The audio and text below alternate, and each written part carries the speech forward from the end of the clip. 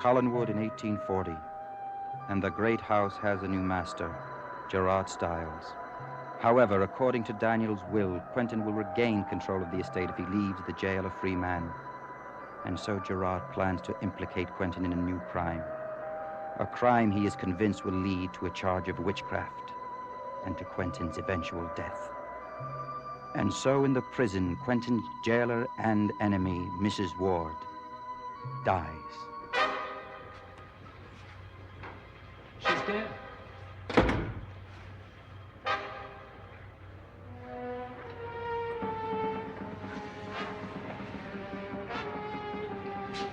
Mrs. Ward. Trask, I didn't do anything. She must have had a heart attack. You'll pay for this death, too. You'll pay. I'm telling you, I didn't touch her. This is witchcraft, Mr. Collins. The world will soon know it. It's not enough to punish you for murder. You must be destroyed as the warlock you are.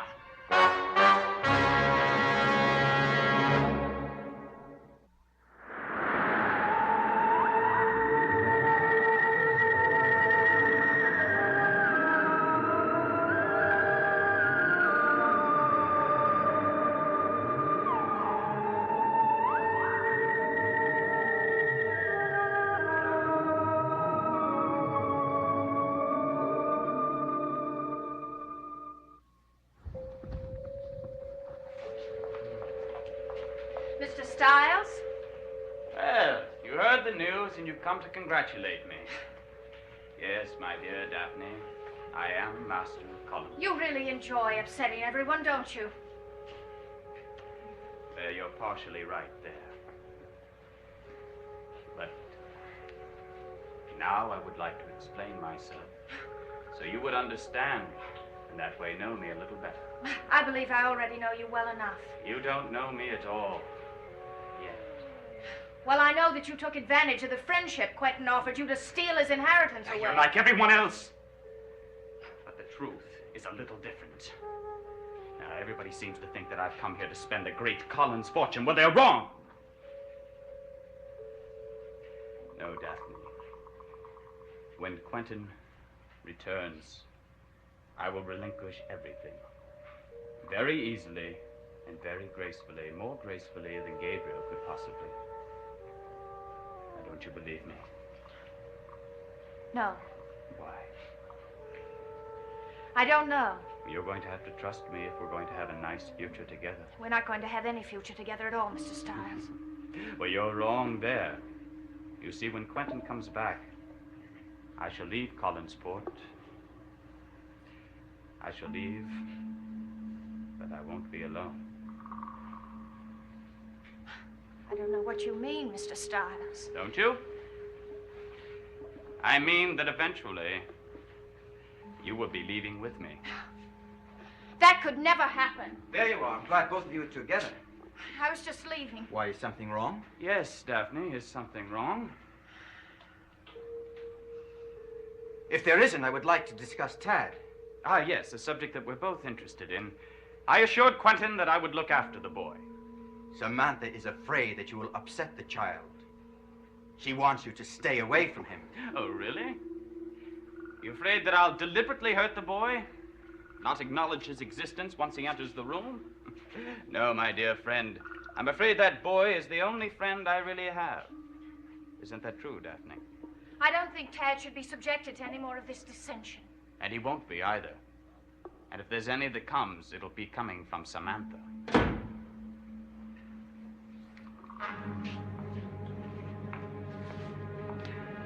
Good evening, Mr. Trask. Good evening.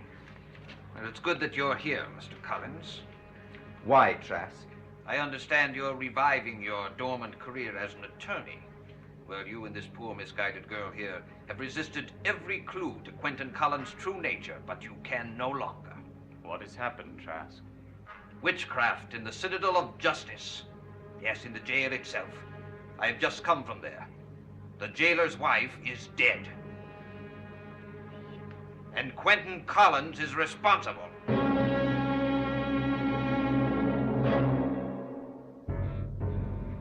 Witchcraft. That's ridiculous. There must be a definite cause of death. Yes. A warlock named Quentyn Collins.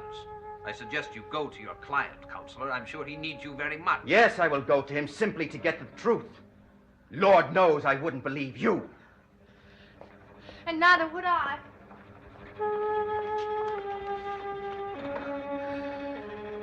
Daphne, please, don't be frightened. I don't know whether what I feel is fear or anger. Well, let it be anger. There is no reason for fear. Well, isn't there? No, there isn't. I'll be back as soon as I talk to Quentyn. Perhaps I should come with you. No, I think it's time for a lawyer-client meeting. Will you be up later? Well, I'll stay up. I have to know how he is. Don't worry.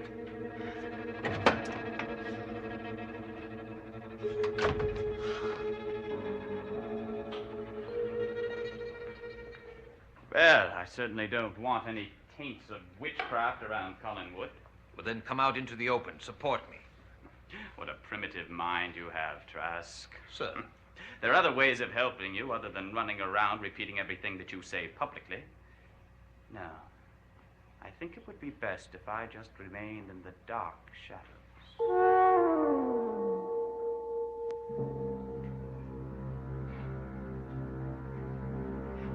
Desmond, do you think it's possible that Mrs. Ward died simply because she was frightened of me? Or was it witchcraft? And I don't mean mine. Do you think it's possible that she was killed by the same person as trying to destroy me? I think of poor Jim Ward. Hey, you should have seen his face when he saw his wife. The coroner's performing the autopsy now to establish the cause of death. Yes, but supposing there's no visible cause. We will worry about that later. You know, earlier tonight I said to you that at least since I was in jail, there'd be no more killings. And now there's been another one. You cannot be accused of murder because a woman was found lying dead in here, or because Randall Drew, you were kneeling beside him. The evidence, Quentyn, is all circumstantial. You will walk out of that inquest tomorrow a free man. There is no case against you. Now listen to me. Trask claims he found a voodoo doll in my laboratory. He says that I used it to try and strangle you. And he's also going to bring up the ring I wear. A ring that he says has the mark of the devil, the same mark that was on Lorna Bell. Trask is not merely crying murder. He's accusing me of witchcraft. Quentyn, be sensible. You cannot be tried for witchcraft in this day and age. Not since 1696. It isn't legal. The inquest tomorrow is purely to establish whether there is any concrete evidence that you killed Randall Drew. And because there isn't, I will ask that they throw the case out of course, and they will. You'll be home in Collinwood tomorrow night, a free man. Faced with the problem of getting rid of Gerard Styles. It's certainly good that Gabriel is in charge of his father's funeral. It makes him feel important. Yes, it's really quite tragic that it should come on the same day as the inquest into Randall's death. No chance, is there, that Quentyn is responsible for Daniel's death, too? None at all. Well, then, the Almighty spared Daniel. Will you be at the inquest tomorrow? No. No, as it would happen, I have duties to attend. You understand? Perfectly. We both have duties. Tomorrow. How my poor late father would have looked forward to tomorrow. I've always been convinced that a Collins was responsible for his death, but I've never been able to prove it. Tomorrow, my father, wherever he is, will be smiling.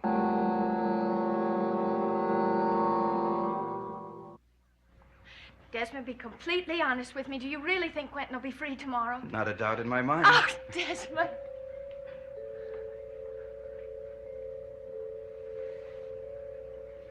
I think it's time to say that once not too long ago, I'd hoped you'd run to me because of me. Quentyn's a lucky man. Desmond, you're so sweet.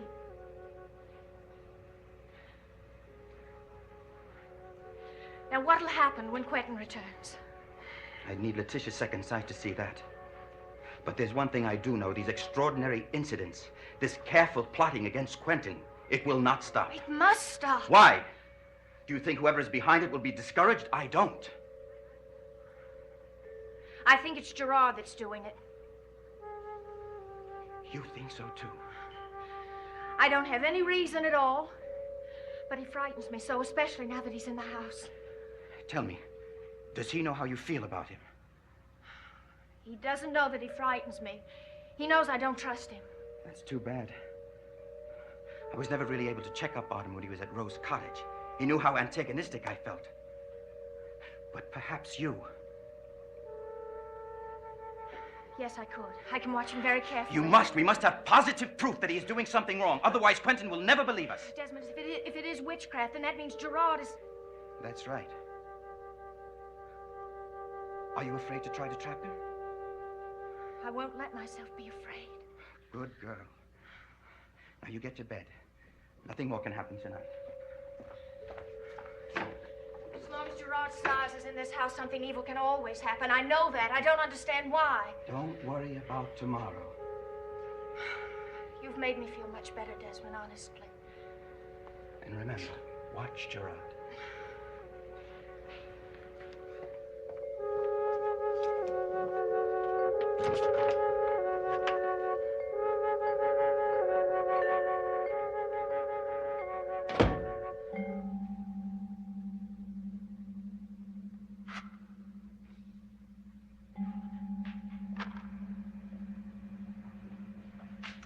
So, Trask, you say that Desmond and Daphne are plotting against me. Well, she won't be plotting for long. It's easy for you to say, but I believe you are blinded by her beauty. I will worry about her. You just go along and worry about the inquest. Good night. Good night.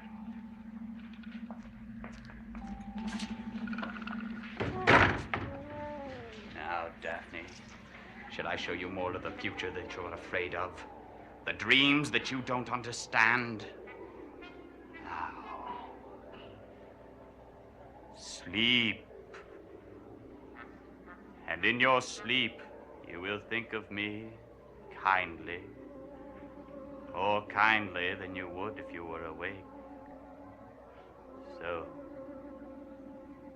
now what is to happen?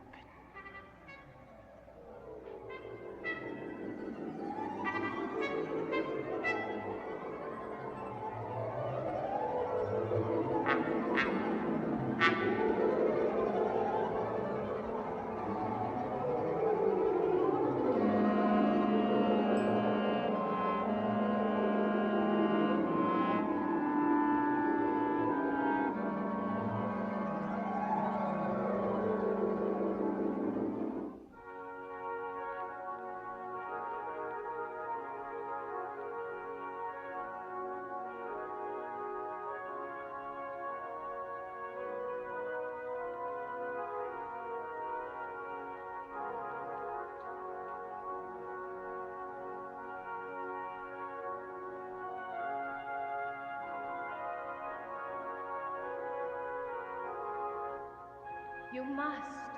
You must. You want to go through with it. You love him. You love him so much. When you see him, run to his arms. Run to his arms.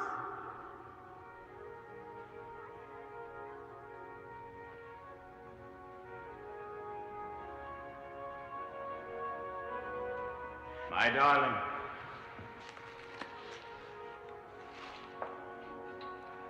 You want to marry me? I can tell. As I want to marry you. I can think of no other life together. But you and me, you by my side as my wife. In powers, I will share them with you. Now, come. Come to me now.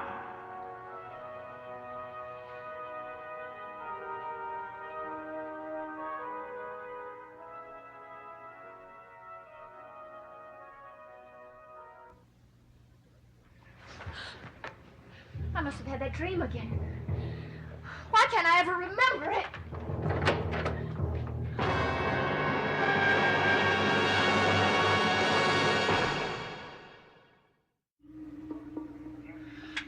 What are you doing here? Well, I thought you called me. I couldn't possibly have called you. I've been asleep. You must have had another dream.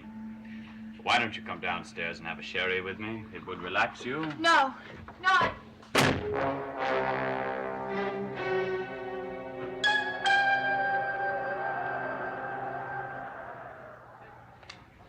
Your Honor, in behalf of my client, I wish to state if he is held further and charged for a murder which is impossible to prove that he did, it will not only embarrass the state, but be an injustice to Mr. Collins. Therefore, I request, Your Honor, that the charges against Mr. Collins for the murder of Randall Drew be dismissed and dropped from the calendar court. Mr. Collins, I have investigated the charges against you in this case very carefully. Now, you will notice I have not asked the prosecutor to be present here. We have noticed, Your Honor.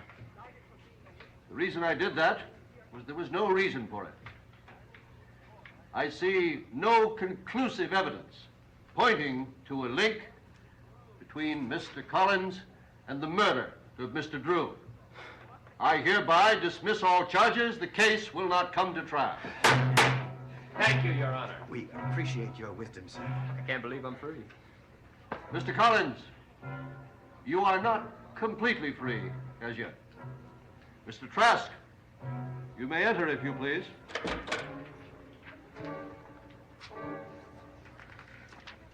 Here are the depositions, Judge Wiley. What depositions, Your Honor? Depositions testifying that Quentyn Collins is a warlock. This is a court of law, Your Honor. A man may not be indicted for being a witch under the law in the year 1840. Silence in the court. I have not given the counselor permission to speak. I am going to peruse these documents in my chamber. Court is adjourned until 3 o'clock. But you must explain, sir. I need explain nothing until I have perused these documents, counselor. But there is no law. There is no law. Is your client above the law, Mr. Collins, because he is in league with the devil? Quentin, I can't believe they're really going to bring up this charge. Now, believe me, we're gonna get together. Somehow we're gonna get together. We have to, and We will. It's nearly time. Did you find anything in the law books? Not a thing. I have no idea what Trask is up to. Have you read the deposition, sir? I have. All brought to you by a private citizen as prescribed by the law. What law? Order in the court. Your Honor, my client is only asking his legal rights. He wants to know for what considering are you holding him? What authority? What action? Mr. Collins, I am not considering holding your client. I have no choice but to hold him.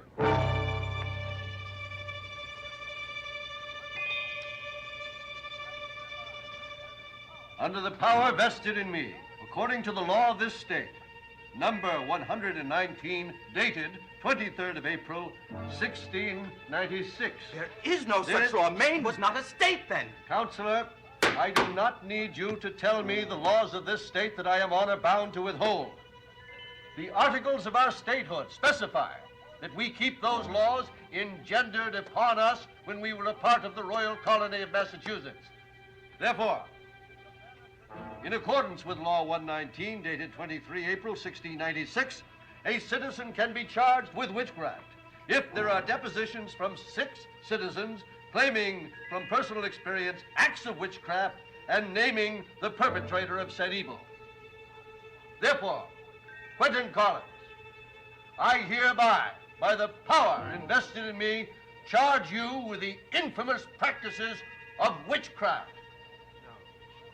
I order you to be held without bail or bond in the county jail until such time as you come to trial under a special tribunal of 3 judges chosen specifically according to this law. Upon completion of your trial, if you are found guilty, your punishment will be death in the manner prescribed by the law, beheaded